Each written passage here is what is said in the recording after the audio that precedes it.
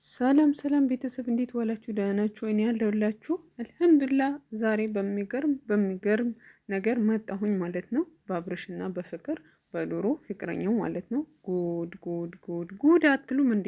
አረ ይሄን ሰበር ዜናማ ላስተላልፍላችሁ። እንግዲህ አብርሃም እንኳን ደህና መጣሽ ብሎ በመልካም መንገድ እየተቀበላት ነው ፍቅርን እና ተመልካቾች በጥሞና ያዳመጠችው ነው ማለት ነው። ሁለቱም ምስቶቹን ሊያሳብዳቸው ጫፍ ደርሷል ማለት ነው። የሚሏቸው ነገር አልሰማም በማለታቸው የተነሳ ይሄው የድሮ ሚስቱን ፈልጎ አመጣ እዚህ።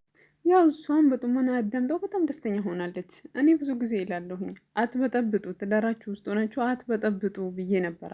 ብቻ ግን እኔ አሁን ዛሬ ለወቅስ የመጣሁት አብርሃምን ነው። አብርሃም ግን እንዴት እንደሆነ ሁላችሁም አሁን ተረታችኋል ብዬ ተስፋ አደርጋለሁኝ ማለት ነው። አሁን እነሱን እንዳልኳችሁ በቃ ካሁን በኋላ ቀጥ ለማድረግ ነው የሚፈልገው። በእውነት አብርሃም ግን ማለት ነው ልምድ እንዳለው ከመጣ ከሄደው ጋር እንደዚህ እንደሚሆን ሁላችሁ መረዳት አለባችሁ ማለት ነው። አሁን እዩ እውነት እንዳይመስላችሁ፣ ይሄ እነሱን ለማናደድ ነው እንግዲህ። ይሁን እንጂ እጇን እያያት ነው። ይሄ ተብዬዋ እንግዲህ አሁን ምን ልትል ነው? ለሁለቱ ሚስቶች ብድ ብላ ነበረ ባለፈ። አሁን ደግሞ እንዴት እንደሚሻላት አናቅም። ይሄው መጥቶ እያስተዋወቃት ትገኛለች። እንዴ ለሄርሜላ ብላ የተከራከረች ነበር። ለእሷ ደግሞ ምን እንደምትል ከአሁን በኋላ እንሰማለን ማለት ነው። አብርሃምን ልኩን ደግሞ ሁላችሁም ይወቁት በደንብ ማለት ነው። ምን አይነት እንግዲህ ይሄ ተብዬዋ ብዙም አልተዋጠላትም፣ ግራ ገብቷታል ማለት ነው። ካሁን በኋላ እናያለን።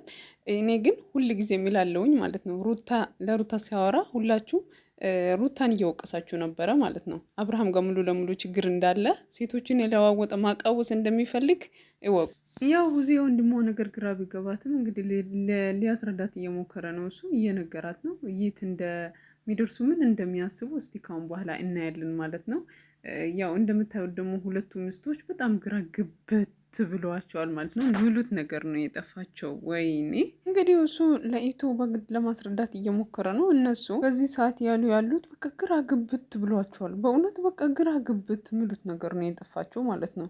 እንዴ ግብታ ነገር አውርዶ ጥሎባቸው በእውነት ለሁሉም ግራ የሚያጋባ ነገር እንግዲህ በደንብ አስቡበታል ብዬ ተስፋ አድርጋለሁ። ያው ልጅቷ የመጣችዋ ደግሞ ምንም በቃ አሁን ካሁን በኋላ በሷ ተስፋ ማይቆርጡ መስሏታል ማለት ነው። በቃ ጥርስ በጥርስ ነው የሆነችው፣ ጥርስ በጥርስ ነው የሆነችው። እንዲህ ምን አግኝታ ይሁን አላቅም። እናንተ መታቁም አይደል እንዴ? ያው ፍልቅልቅ ስትል አይቶ ደግሞ አራተኛ ሚስት እንጠብቃለን ብሎ መልስ እነሱ እየሰጧት ነው። ምንድን ነው ያገኘሽው? ምን ብሎ ነው ያሳመነሽ?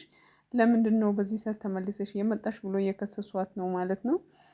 እንግዲህ ሄርሜላና ሩታ ተስማምታችሁ አንድ ላይ ያው ለእኛም መልስ የሚሆን ነገር አዘጋጅታችሁ ካሁን በኋላ በድጋሚ ልናያችሁ እንፈልጋለን ማለት ነው። ያው እሱ እንደዚህ ብሎ እናንተን በዚህ ልክ አምጥቶ እሷን ሊያሳይ የቻለበት ምክንያት ችግራችሁ ምን እንደሆነ መርምራችሁ ለእኛም አላበሉን ማለት ነው።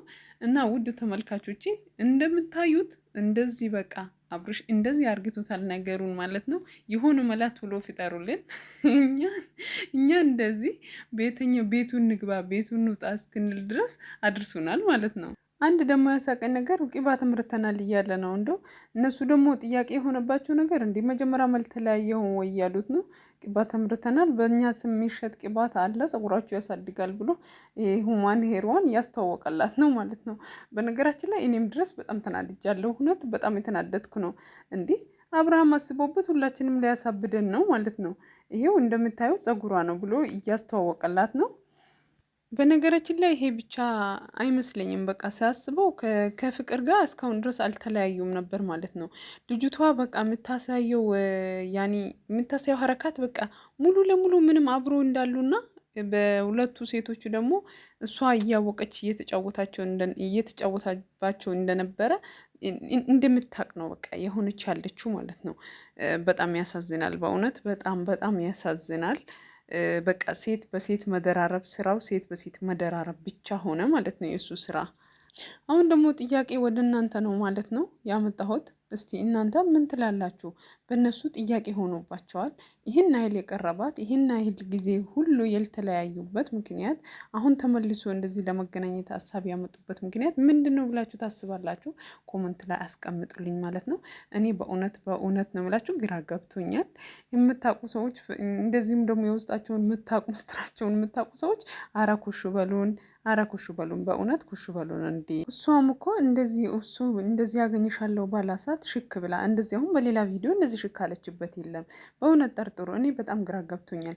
ምክንያቱም እስካሁን ድረስ በእነሱ እንደዚህ ሲጫወትባቸው እሷ ታቅ ነበር ማለት ነው። በቃ ታቅ ነበር። አሁን እሱ በእውነት ከቤተሰቦቹ ጋር የሚያስተዋውቃት እንግዲህ ቀልድ አይደለም።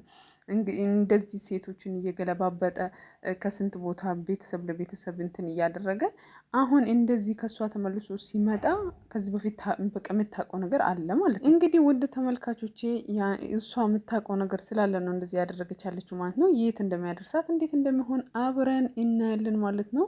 ውድ ተመልካቾቼ ላይክ፣ ሼር፣ ሰብስክራይብ እያደረጋችሁ ቻናል ተከታተሉት ማለት ነው። እንደኔ ግራ ያገባችሁ ደግሞ ኮመንት ላይ ገብታችሁ ኮመንት ሴክሽን ላይ መልእክት አስቀምጡ ማለት ነው። ያኔ ፍቅር የምታውቀው ነገር እንዳለ ሁላችሁም ልታውቁልኝ ይፈልጋለሁ ማለት ነው። ባይሆን ኖሮ እሱ ጋር ስትመጣ እንደዚህ ሽክ ብላ በሌላ ቪዲዮ እንደዚህ ፈልጉ ከፈለጋችሁ አታገኙም። እንደዚህ ሽክ ብላ የምትመጣበት ማለት ነው። አብርሃም በእውነት አንተ ምን እንደሚሻልህ አናቅም። በቃ ምን እንደሚሻልህ ማለት ነው። ያው ይሄ ፍልቅልቅ የምትይበት ነገር አንድ ቀን ያው ምን እንደሚጠብቅሽ አንድ ቀን ያበቃል። እነሱም ደግሞ አራተኛ ሚስት እንፈልጋለን ካሁን በኋላ አራተኛ ሚስት ደግሞ ይመጣል ተስፋ እናደርጋለን እያሉ ነው። ሁላችንም ደግሞ አራተኛ ሚስት እንጠብቃለን። ከአራት በኋላ ወደ 5 እንሄዳለን፣ ከ5 ወደ 6 እንሄዳለን። እንደው የአብርሃም ነገር እንደዛ ሆኗል ማለት ነው። ካሁን በኋላ በቃ በዩቲዩበሮች በቃ እንደዚህ ሪካርድ የሚሰብረው በቃ በሴቶች ቆጠራ ነው ማለት ነው። አሁን ወደ 3 ደርሰዋል። በቃ አሁን ወደ 4 የሚሄድበትን ተስፋ እነሱ ጠይቀውታል ማለት ነው።